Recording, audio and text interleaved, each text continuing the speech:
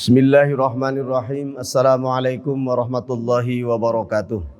Alhamdulillahilladzi tawadda'a kullu syai'in li'azamatihi wa dhalla kullu syai'in li'izzatihi wa istaslama kullu syai'in limulkihi. Asyhadu an la ilaha illallah wa asyhadu anna Muhammadan abduhu wa rasuluh. Allahumma salli ala sayyidina Muhammadin abdika wa nabiyyika wa rasulika nabiyyil ummi wa ala alihi wa sahbihi wa sallim tasliman biqadri 'azamati dzatika fi kulli waqtin wa hin. Qala al-muallifu rahimahullahu ta'ala wa nafa'ana bihi wa maddana bi barakatihi wa asrarihi bid dharaini amin. Tambihun yundabu idamatul wudu'i lima warada fil haditsil qudsi. Ya Musa, idza asabatka musibatun wa anta ala ghairi wudu'in fala talumanna illa nafsak. Yungdabu ditambihun ari ieu aya hiji pangeling atanapi peringatan. Yungdabu disunatkeun naon idamatul wudu'i ngalanggengkeun wudu. Lima karana aya hadis waroda anu datang ieu hadis fil waroda anu datang mak tadi fil hadisi dina hadis al qudsi nyaeta hadis qudsi. Eusina hadis ya Musa he Kanjeng Nabi Musa, idza asobat nalika ngeunaan ka anjeun naon musibatun hiji musibah. Wa anta halna ari anjeun eta ala ghairi wudu'in dina kaayaan teu wudu fala talumanna mangka ulah sakali-kali menyalahkan anjeun illa nafsak kajaba ka diri anjeun. Bismillahirrahmanirrahim. Para sekalian jamaah subuh Al-Jabbar hafizakumullah wa ra'akum. Alhamdulillah pada pagi hari ini kita bisa kembali yang rutinan melaksanakan kajian kitab Syarahul Bidayatil Hidayah atau kitab Muraqil Ubudiyah ini mudah-mudahan senantiasa mendapatkan ridha Allah Subhanahu wa taala, dan datangnya Bapak dan Ibu sekalian di Masjid Al-Jabar ini nawaitulillahi taala mendapatkan wasilah ilmu yang manfaat, umur yang barokah, dan segala amalnya mudah-mudahan menjadi wasilah untuk mendapatkan ridha Allah. Amin ya rabbal alamin. Baik para sekalian, kita lanjutkan lagi pada kajian kitab ini bahwa ada sebuah tambih.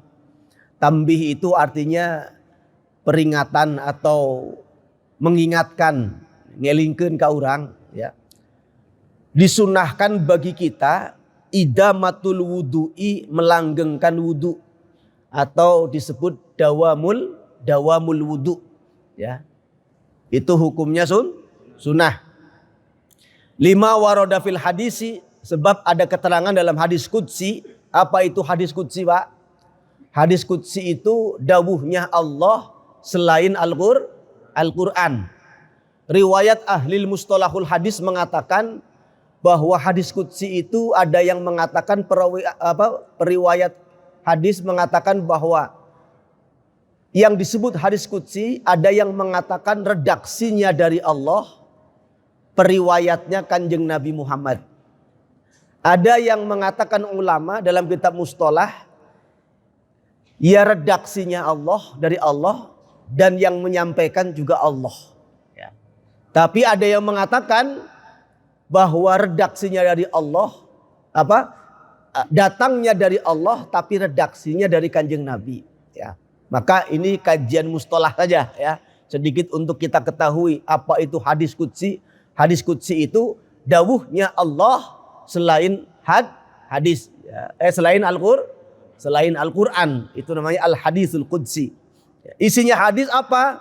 Isinya mengatakan bahwa ya Musa, hai Musa, idza asabatka musibatun, ketika menimpa dalam dirimu suatu musibah sedangkan kamu dalam keadaan tidak mempunyai wudu ya.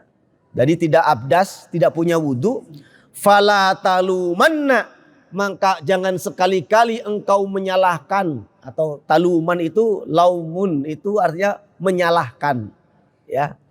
Fala talumanna illa nafsak, kecuali pada dirimu sendiri.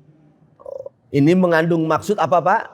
Bahwa ternyata akan beda orang yang terkena musibah dalam keadaan punya wudu dengan orang yang kena musibah tapi dalam keadaan biasa. hikmah yang luar biasa begini, Pak. Ya. Ya kalau kita kan di sini lagi merdeka ya. Lagi merdeka. Artinya merdeka apa, Pak? Tidak ada gangguan aman. Coba saudara-saudara kita di Palestina jangankan mau duduk di masjid lama seperti ini. Ya. Jangankan ngaji seperti ini. Ya. Sholat saja mereka itu susah. Maka sangat bersyukur. Maka doanya imam itu luar biasa tadi kita aminkan.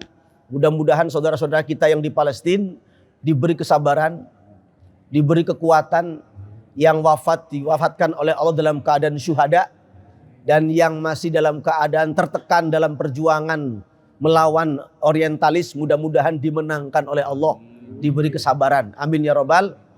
Al-Fatihah. A'udzubillahi minasyaitonirrajim.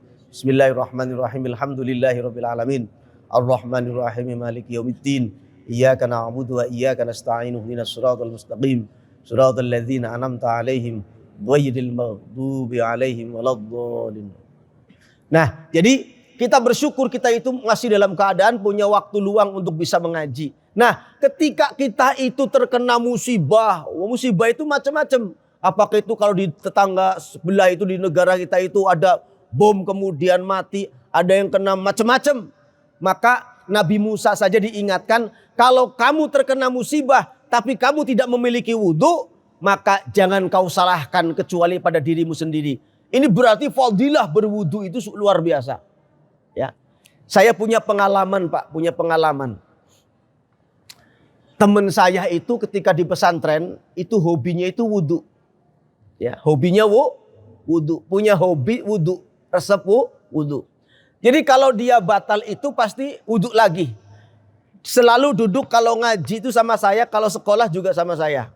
Ya, itu ketika dia melaksanakan wudhu masih basah, tiba-tiba keluar lagi, masuk lagi, udah basah lagi. Saya tanya, kamu tuh bolak-balik terus, basah terus gimana? Ya, beliau menjawab, teman saya sekelas itu, saya tadi keluar angin, jadi saya keluar untuk wudhu lagi. Dan memang betul, wajahnya itu tidak pernah kering. Artinya apa? Kalau lama ya, kalau terlalu lama kering. Tapi kalau kadang begitu masih basah, keluar angin lagi, wudhu lagi. Artinya sering sekali basah. Apa Pak punya keistimewaan dia itu? Di saat mengerjakan soal yang santri lain tidak bisa, dia pangbisana. Itu luar biasa. Ya. Maka dawamul wudhu ini luar biasa. Kita sempatkan. Nah, kalau kita tidak punya waktu, ya, artinya kerjanya kerja, ya itu mah yang namanya sunnah. Ya, sunnah itu secara syariat, secara fikih, ya kalau kita terpaksa tidak melaksanakan ya tidak masalah. Tapi kalau diusahakan itu sangat luar biasa. Ya, kan ada yang menyalahkan bahwa pengertian sunnah itu kalau dikerjakan mendapatkan pahala, ditinggalkan tidak apa-apa, itu ada yang menyalahkan. Artinya itu karena apa? Ulama fikih itu secara hukum meletakkan. Jangan sampai yang wajib sama dengan yang pasti ada definisi. Kalau ada takrif dan definisi, untuk apa? Untuk membedakan. Ya syukur-syukur kalau kita itu bisa melaksanakan, ya laksanakan. Tapi jangan lantaran mengatakan definisi itu tidak pas. Yang baik ya kita laksanakan. Harus kita laksanakan. Loh nanti apa bedanya dengan definisi wajib? Atau takrifnya wajib. Maka kita ada sunnah, ada haram, ada makruh, ada mubah. Siapa yang meletakkan itu, Pak? Ulama kita. Ya.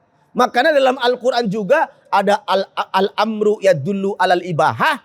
Ada al-amru yadullu alal wajib. Nah, kalau nggak seperti itu diletakkan oleh para ulama, kita nggak akan ngerti. Lalu ketika kita sholat, ya, pernahkah Bapak dan Ibu sekalian dalam Al-Quran maupun hadis tertulis redaksi niat sholat?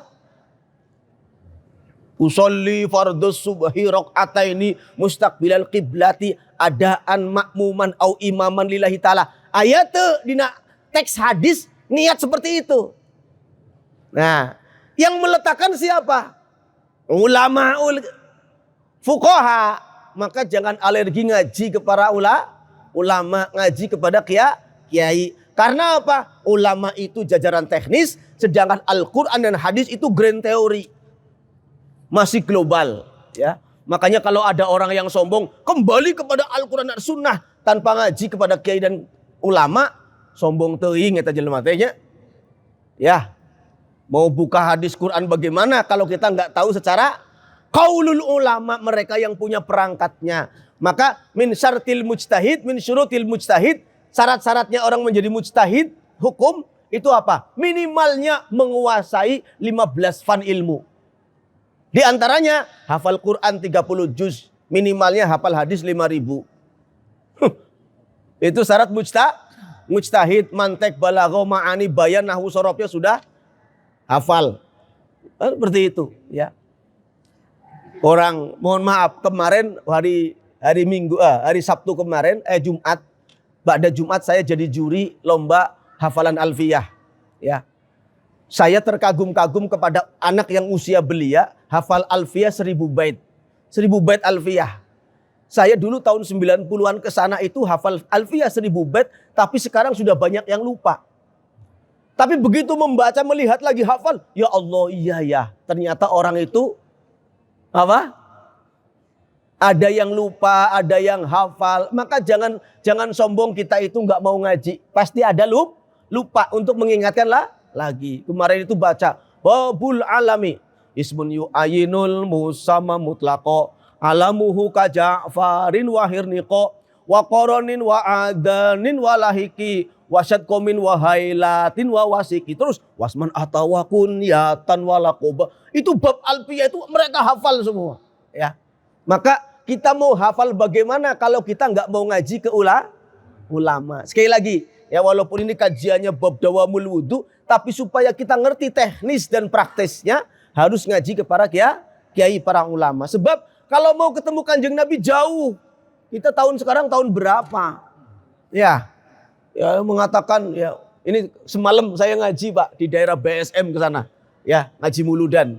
Ya, kebetulan dipanggil Muludan. Saya menyampaikan begini. Ada orang yang mengatakan sesuatu yang tidak ada contohnya dari Rasulullah itu bid'ah, kafir, dolalah. Lalu saya menerangkan apa Pak? Menara. Bapak tahu menara? Menara itu apa? Manarotun, tempatnya api orang-orang Persia. Ya, karena waktu itu saya menerangkan apa? Wa khamadatin nayranul ma'budatu bil mamalikil farisiyah. Tuh. Ketika dikabarkan Kanjeng Nabi itu sudah ada dalam perutnya Siti Aminah, maka wa khamadatin nayranu bil al ma'budatu bil mamalikil farisiyah, maka seluruh sesembahan orang Persia yang di menara-menara itu berupa api-api itu pada mati semua. Tuh hebatnya. Di sini ada ibu-ibu yang begitu dikabarkan ada lagi hamil anaknya, lalu listriknya mati, ada enggak? Ya, jarang. Enggak ada barangkali ya. Nah, kenapa saya menerangkan begitu? Kalau definisi bid'ah itu yang ada yang tidak dicontohkan Kanjeng Nabi itu tidak dicontohkan Kanjeng Nabi itu kita laksanakan itu dosa, maka kalau orang muadzin adzan pakai mic itu dosa, bid'ah. Karena apa? Jangan zaman Kanjeng Nabi naik ke atas Sayyidina Bilal itu tidak pakai sok ayeuna rek naik ke mana? Tuh. Lalu dia berkata, "Loh itu kan yang namanya bid'ah itu dalam masalah ibadah, emang adzan bukan ibadah? Emang adzan bukan ibadah?" Tuh. Nah ini Pak, makanya apa? Ngaji kalau kepada kiai, maka secara teknis dan praktis akan tertuntun insya Allah. Makanya kalau menerangkan maulidan itu semalam itu saya cuma ngajinya kan namanya muludan yang ngaji Barzanji atau sumtud duror ya. Wa qamadatin nayranu wal ma'budatu bil mamalikil farisiyah wa nataqat bihamlihi kullu dabbatil li quraisyim bi fisahil al-sunil arabiyah. Tuh. Ketika dikabarkan Kanjeng Nabi ada di perutnya Sayyidah Aminah, maka wanatokot bihamlihi kullu dabbah. Ngadak-ngadak, tiba-tiba hewan-hewan itu bisa berbicara dengan bahasa Arab yang fasih. Ada di sini ibu-ibu yang lagi hamil kemudian ada kucing bisa ngomong? Saya yakin tidak ada ini. Ya. Ada ketika yang ibu di sini hamil, tahu-tahu ada sapi bisa ngomong. Ya. Kalau bukan Kanjeng Nabi Muhammad Sallallahu Alaihi Wasallam tidak akan bisa.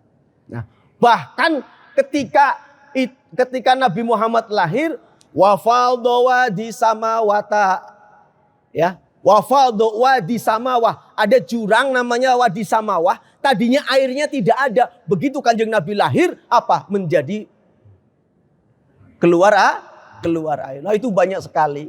Ya, maka para sekalian, ini penting ngaji ke para ulama. Karena itu yang menerangkan jajaran teknis dalam pelaksanaan Al-Quran dan As-Sunnah. Ya. Termasuk di sini idamatul wudu'i. Nabi Musa saja itu sudah disuruh untuk apa? Dawamul wudu. Berarti apa? Syariat wudu itu sudah ada di zaman Nabi. Buktinya mana loh ini? Disuruh oleh Allah dengan cara apa? Ya Musa, idza asobatka musibatun wa anta ala ghairi wudu'in fala talumanna illa nafsak. Ya. Kalau kamu terkena musibah dan kamu tidak memiliki wudu, maka jangan salahkan kecuali sama orang lain. Maka berarti wudu itu tidak hanya untuk wudu itu tidak hanya untuk tapi kalau bapak mau bekerja boleh nggak wudu? Boleh. Mau tidur boleh nggak wudu? Boleh. Berarti ini penting. Seluruh aspek kehidupan kita yang baik, kita idamatul wudu itu luar biasa maknanya. Seperti contoh teman saya tadi. Karena asarnya wudu, fadilahnya wudu, yang lain santri tidak mengerjakan tidak bisa, sama dia mah bisa. Karena apa? Futuhul ilmi bisa disebabkan karena idamatul wudu. Tuh. Wah, Pak, kalau bicara masalah teka-teki santri baheula ngaji, Pak, sudah tidak masuk nalar, Pak. Betul. Ya. Teman saya waktu di pesantren itu ngapalin Quran, ngapalin alfiyah dan matan-matan yang lain itu susahnya minta ampun. Tapi karena takdim ke gurunya luar biasa, pulang punya pesantren santrinya ratusan, hampir mau ribuan ya.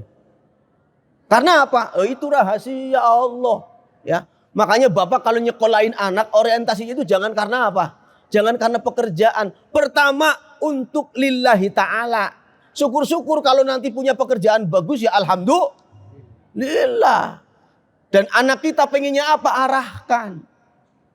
Ya, kalau pengen jadi farmasi ya sekolahnya di apoteker ya di farmasi kan begitu. Pengen jadi arsitek ya sekolahnya di insinyur bangunan. Kalau pengen jadi apa lagi? Ya dokter ya fakultas kedokteran. Wong saya saja setiap hari ngutak-ngutiknya bahasa Arab, kerjanya di kepolisian, dulu nggak ngerti mau jadi polisi kok. Mau jadi ini kok. Ya. Jujur, Pak. Dulu waktu saya lulus SD, ditawarin sama bapak saya, "Wan, kamu mau sekolah di mana?" "Saya pengen seperti Bapak, pengen bisa baca kitab." "Oh, kalau begitu diantar." Saya disunatin belum sembuh, Pak. Waktu itu kelas 6. Ya, baru lulus SD langsung disunat. Itu langsung dikirim ke pesantren, masih pakai sarung, pakai cengkal kapas ya, kapas kelapa itu. Ya, tepes ya, sabut kelapa ya. Hanya pengen seperti Bapak, saya bilang begitu. Ternyata begitu bertahun-tahun ya di pesantren, lulus Pak Kiai cuma ngomong, "Kamu mau pulang?" "Iya, Pak Kiai."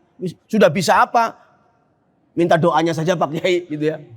Didoakan, bahkan waktu itu muadaannya dikalungin pakai sorban sama beliau. "Dah, sana kamu pulang, amalkan ilmunya." Ya. Tiba-tiba begitu tahun berapa itu kemarin ya. Beres khotbah, langsung ada jenderal kombes manggil, "Kamu pengen jadi pegawai enggak?" Ditawarin, Pak. Tuh.